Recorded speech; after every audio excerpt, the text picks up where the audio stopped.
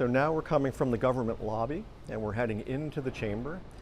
It's likely not recognizable, not at all like you would have remembered back before pre-closure. We've peeled back the heritage layers, the woodwork, the masonry has all been removed, and we've erected the scaffolding to ease a lot of the construction and the removal of the linen ceiling.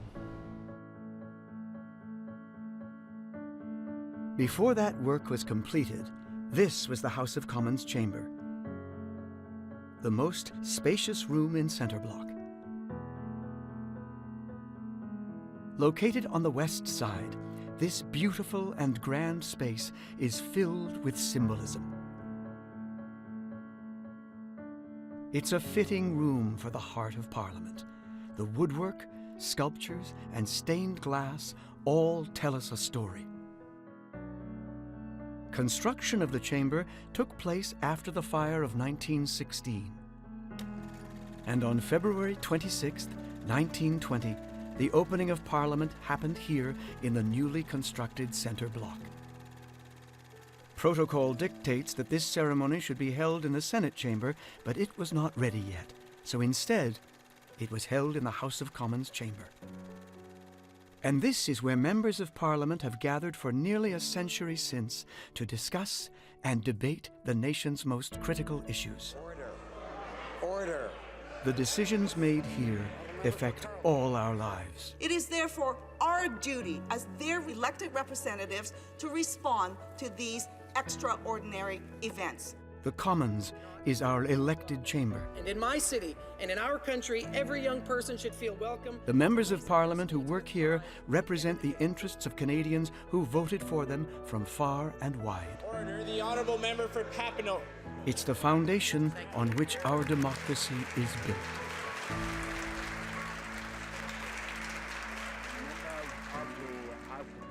Here in the Commons chamber, distinguished visitors have spoken to Parliament and the Canadian people.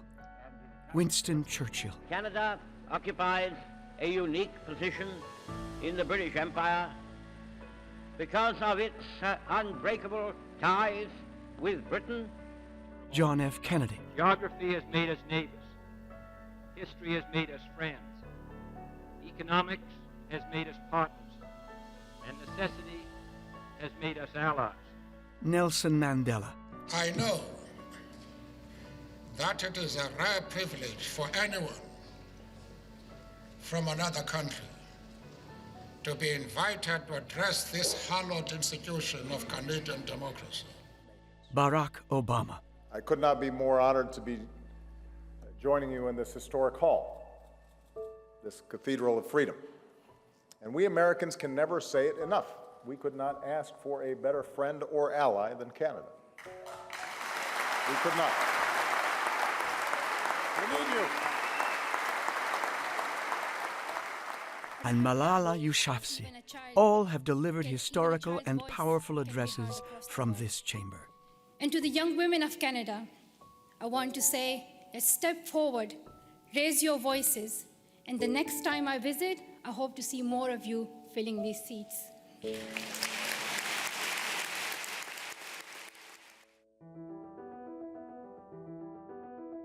The chamber is now unrecognizable. It's filled with scaffolding. The walls, once covered in Tyndall limestone, have been stripped bare. Just a fraction of the green carpet left. All the heritage assets have been removed. The stained glass windows were the first to go. Then the speaker's chair, the desks, and the chandeliers. My name is Darrell de Grandmont. I am the director for the Centre Block Rehabilitation Program for the House of Commons. I manage a team of project managers, architects, and interior designers that are responsible for meeting the requirements and operational needs of the house within the implementation of the design and the final layout. The team themselves are responsible for ensuring that our service area representatives, which could be anything from food services, material handling, procedural, you name it, anyone who's involved in the Centre Block in its final state, we meet with them and they meet with them to make sure that their needs are met in the building so that we can ultimately meet the needs of our parliamentarians. Essentially, we have a grocery list of things that are essential to us and making sure that are operational and that are part of the building when we ultimately occupy the building. And for us, they come in the form of data sheets, and they come in the form of requirements, and these are handed over to Public Works. And so the consultants essentially know exactly where we're coming from and what we're looking for. Early on, there were surveys that were done, public surveys that were done by Public Works, or PSPC, and those surveys demonstrated and indicated to us that the general public and people are very interested in the heritage of the building and maintaining the heritage. We met with our parliamentarians. They reiterated the same thing. So we knew that we needed to work with a certain footprint and we needed to respect the building in that way. If you want to try and accommodate the number of MPs that we have multiple options. Those options could include making it bigger, but we were very specifically told we want you to respect the footprint and we want you to respect the heritage of that space, which means that the growing number of MPs within the chamber is part of the challenge in how we actually continue to fit them within the chamber. So today we have 338 MPs that sit in West Block in Parliament. That will eventually grow to 343 when we actually move back into Centre Block. And it could be as high as 400 or 350. That all depends. The challenge is really how do you accommodate that many people? And we know that that's not going to be an instant number that will eventually have to change. It's one that will eventually grow over time. So we spoke about heritage, but we were very specifically told that accessibility was also a priority within the chamber and the rest of the building, including the lobbies. So it means that the aisles need to be wider. It means that we have to accommodate seats for people with disabilities, and we have to make sure that circulation throughout the entire chamber will meet that need. That wasn't the case prior to closure. So that already puts more constraints on how many people you can put in.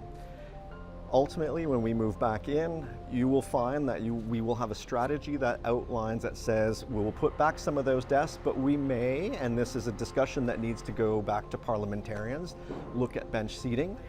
I'll use the UK Parliament as an example.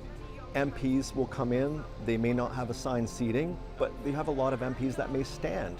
In particular cases, we may look at adding extra seats at the end of each one of those rows so that we can continue to grow it.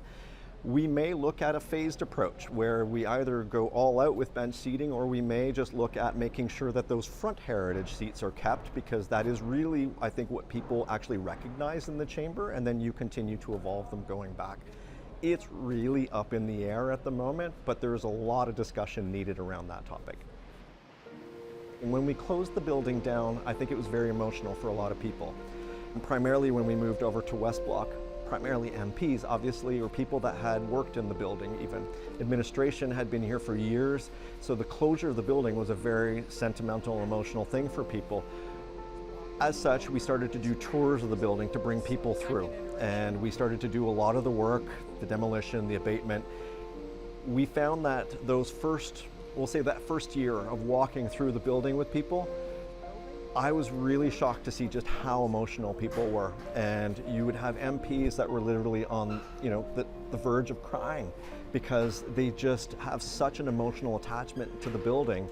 And then on top of that, to see these layers removed over time, it's a pretty daunting thing and a little bit scary for some, but you have to reassure, and I think it goes back to the heritage question, everything is going back exactly the way it was. Nothing will have changed. In some spaces, you won't even see what those changes are.